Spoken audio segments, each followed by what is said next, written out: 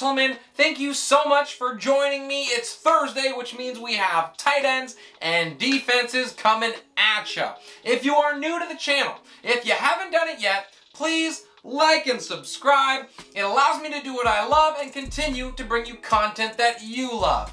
If you have any questions or comments, please drop them down below. I'd love to engage and get back to you. We are going to start off with our top 12 tight ends, and we're going to go over a couple notable omissions as well, and then hit the top 12 defenses to finish it out. Now, without any further ado, let's get into these tight end rankings.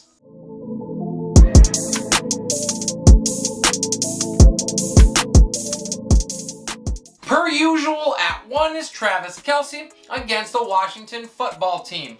Kelce is going to benefit from seeing Mean Mahomes coming back, and he will look to rebound himself after just 80 yards over his last 2 games. He should have every opportunity. He's averaging 8 targets a game, and Tyreek Hill has still yet to practice this week. Our second ranked tight end is Mark Andrews. He gets the Chargers. He has caught fire over his last 3 games, racking up 28 targets, 21 catches, and 323 yards in that span. We saw what he did against the Colts. He should light it up again in an excellent matchup. Darren Waller is next and has a tough top 4 matchup looming against the Broncos. He had his worst finish of the season so far last week as he finished tight end 20. He does have at least 7 targets in every game, and I think he's going to see plenty looks here. Moving on to number 4 is Dawson Knox, and he gets the Titans. Knox has finished top 11 in 4 straight weeks, and in that time he has 5 touchdown catches. The Titans are a top 3 defense against tight ends, so I would temper expectations. However, especially in the tight end position, Knox has earned that set it and forget it label for now. The final player in our top 5 is TJ Hawkinson, and he gets Cincinnati, who has been unkind to the tight end position, allowing just 7.5 points per game. Now, Hawkinson has struggled to produce and has just 13 targets in his last 3. I am betting that the usage increases and his production will follow. At 6, it's Mike Gesicki, and he has had all the targets over the last 3 games, racking up 25 of them as Dolphin pass catchers have struggled with injuries. I would expect that to continue, and Jacksonville allows 15 points a game to tight ends. At 7, we have Dalton Schultz against New England. Schultz has at least 6 targets in all but 1 game this year, which proves to me that Dak trusts him and wants him involved. Now, he could struggle against the league's best tight end defense, but you are starting him. At number 8, we have Zach Ertz against the Bucks. This is an absolutely awesome matchup for him, and it is likely that Dallas Goedert, his teammate, misses due to dealing with COVID. This is going to mean a ton of targets for Ertz, and he will produce with them. Next, at number 9, it's Noah Fant against Las Vegas. So far, Fant has been hit or miss each week, and it is a hit week against a Vegas team that is allowing 15 points a game to the position. He's averaging 6 targets a game and will continue to see that volume. Rounding out our top 10 is Jared Cook against Baltimore, and this is an awesome matchup as the Ravens are bottom 3 in allowing points per game to tight ends. Cook is going to have every opportunity to bounce back after a quiet week 5, and there is touchdown upside in this one. At 11, it is Hunter Henry against the Cowboys, and Henry comes in with back-to-back tight end 1 finishes while seeing 13 targets in his last 2 games, racking up 107 yards and 2 touchdowns in that time. We ride the hot hand here. Dallas is susceptible to the position. Last on the list, and one of my favorite streaming options this week, is Ricky Seals-Jones against Kansas City.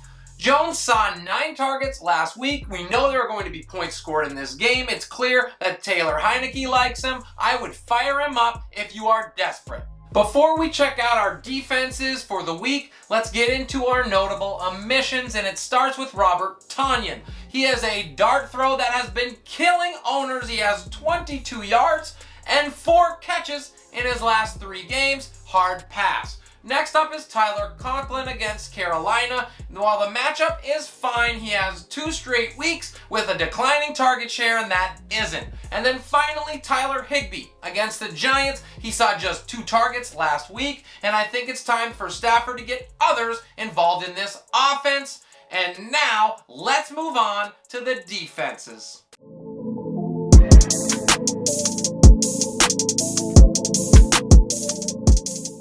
Our top defense of the week is the Buffalo Bills against the Titans, and after putting up double-digit points against Kansas City, you may never need to bench them again.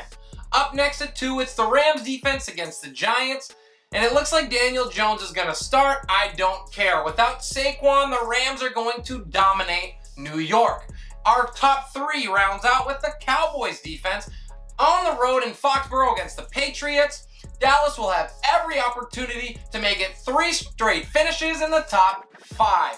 At 4, we have the Colts and the Texans. I love that Colts defense because Indy season is on the line. I think they rough up the hapless Texans at home.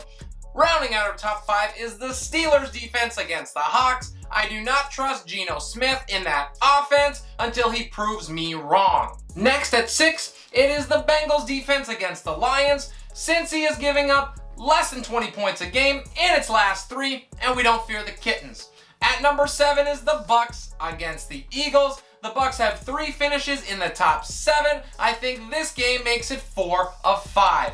And finally, the Packers at 8 against the Bears. They don't have David Montgomery. They may not have Damian Williams. There's no passing attack. Justin Fields has his work cut out for him. In at 9, it's the Vikings defense against the Panthers. Minnesota has 2 top 5 finishes in its last 4 games, and CMC is trending currently to not play. Rounding out the top 10, we have the Broncos defense against the Raiders. Denver should be able to take advantage of the uncertainty in Vegas. At 11, it's the Panthers defense against the Vikings. Carolina has top 10 finishes in 4 of 5. And the last defense I feel comfortable starting this week at 12 is the Cardinals on the road against Cleveland.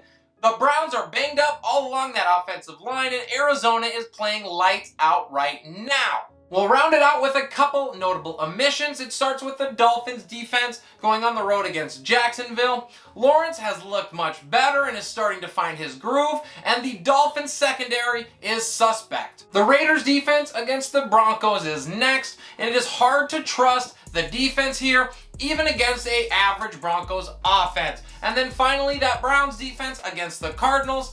After watching what Justin Herbert did to them last week, Kyler Murray cannot wait until Sunday.